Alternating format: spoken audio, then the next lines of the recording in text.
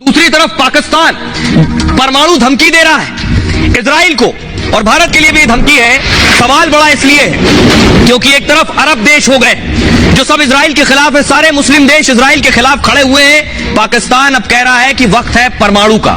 पाकिस्तान कह रहा है कि परमाणु बम सारे इस्लामिक और मुस्लिम देशों के लिए ही हमने बनाया है। आपको बता दूं और जानकर ताज्जुब होगा कि किसी भी अरब देश के पास, किसी भी मुस्लिम देश के पास परमाणु बम नहीं है सिवाय पाकिस्तान के। अगली तस्वीर दिखाई। एक तरफ ये जो लड़ाई हो रही है, ये लड़ाई नेतन्याहू यानी इजराइल बनाम हमास है। हमास एक आतंकी संगठन है, उसके खिलाफ ये लड़ाई है। उसके खिलाफ इस लड़ाई में मुस्लिम देश इजराइल के ऊपर टूट पड़े। अगली तस्वीर दिखाई। अब इस लड़ाई में एक नई एंट्री हो गई है पाकिस्तान की। पाकिस्तान कह रहा है कि अब तो परमाणु का इस्तेमाल होना चाहिए, मोदी के दोस्त के खिलाफ परमाणु का इस्तेमाल होना चाहिए, और भारत पर भी टारगेट कर रहा है। अगली तस्वीर दिखाऊंगी, कह कौन रहा है। ये है नवाज शरीफ, ये है नवाज शरीफ की बेटी मरियम, और ये जो तस्वीर मैं आपको दिखा रहा हूं, ये तस्वीर ये नवाज शरीफ के दामाद है। ये तस्वीर जो आप देख रहे हैं ये नवाज शरीफ के दामाद है, इनका नाम है कैप्टन सफदर। तो ये धमकी दे रहे हैं, परमाणु जंग की धमकी दे रहे हैं। जरा रिपोर्ट देखिए और सुनिए क्या कुछ कह रहे हैं कैप्टन सफदर।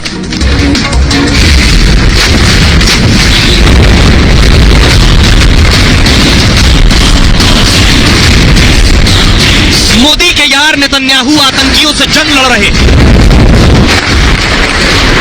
और पड़ोसी पाकिस्तान सरेआम आतंकियों के साथ उतर आया है। मतलब इजराइल और हमास की जंग में पाकिस्तान भी कूद पड़ा है और परमाणु हथियारों की हेखुली दिखा रहा है और मुसलमानों को भड़काने में लगा है।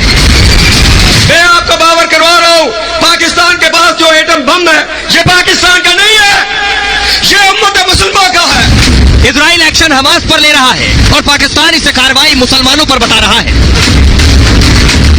जंग के बीच भारत के रुख और उसकी हैसियत से भी पाकिस्तान बौखलाया हुआ है। वो मोदी के सामने कुछ कर तो सकता नहीं, तो जिहाद के नाम पर उकसाने और परमाणु बम की धमकी देकर जंग की आग को बढ़ाने में लग गया है।